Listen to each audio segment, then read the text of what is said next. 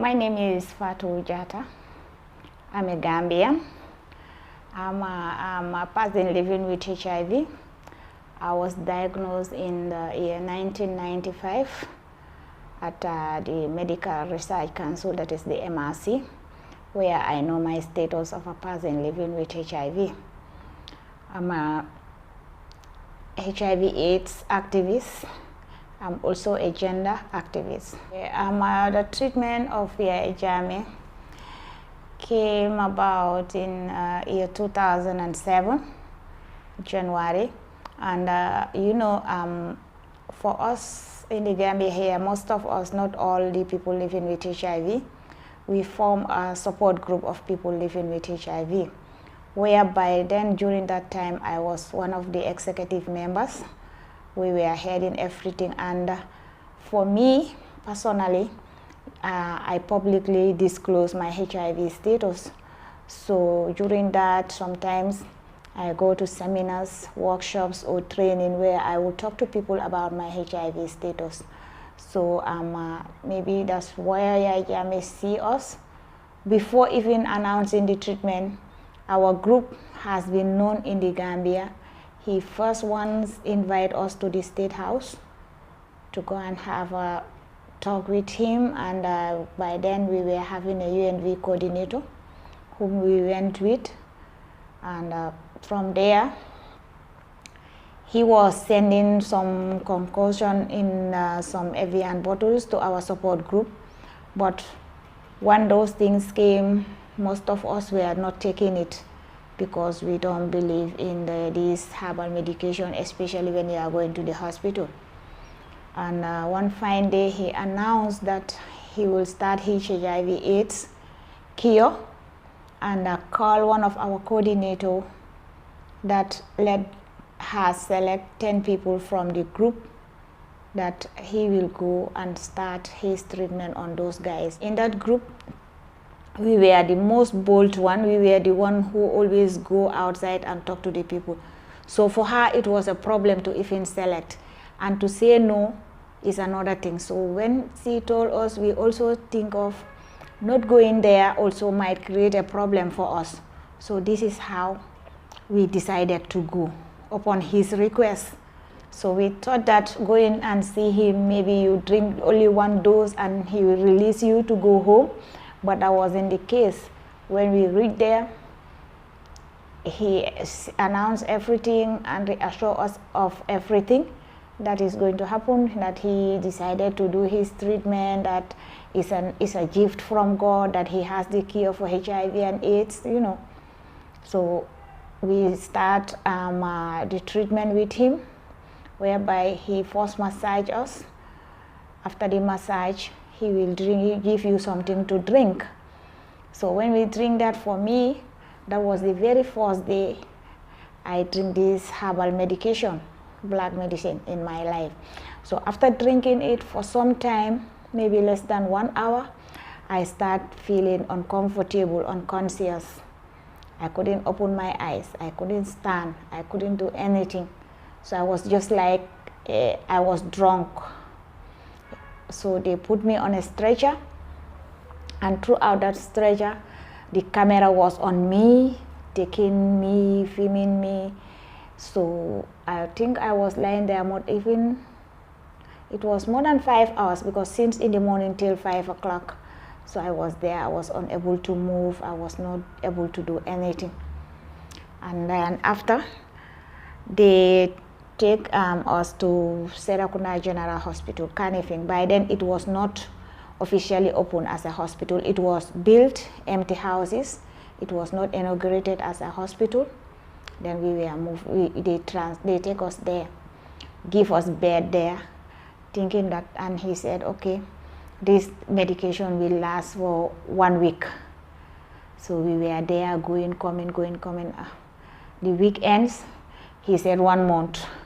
The month ends, it continues like that. So we were there for 7 to 9 good months.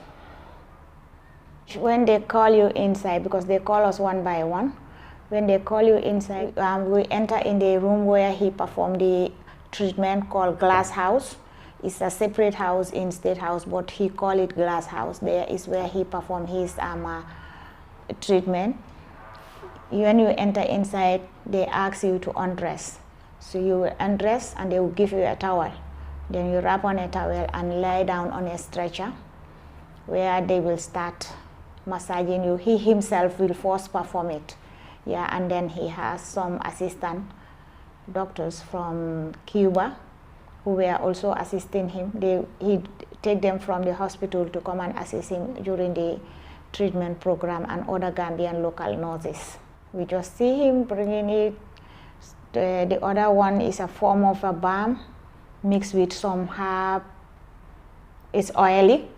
The other one is just like a water, holy water, but it's mixed black with something, and it was in an Evian water, where he will also use, but we don't know exactly what is inside those things. During our treatment, we have 3 sets of Minister of Health. The first one who started with us, I think that one lasts there for 3 months, then he released that person and take another new Minister of Health who also continue with him, another one who also continue. But all those Minister of Health who were there, and they are qualified doctors or professional, they commented that the treatment is good and it is working well and it is perfect, whilst it was not true.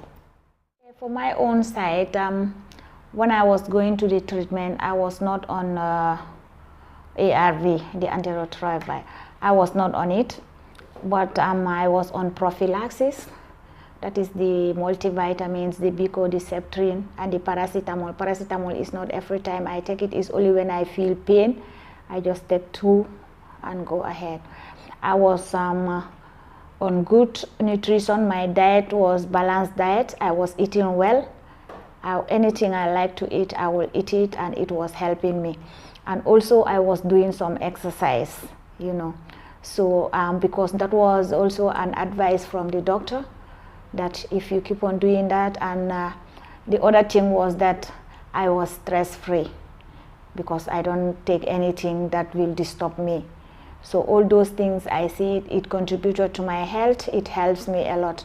So for the past 12 years before I go to the treatment, I was not on ARV.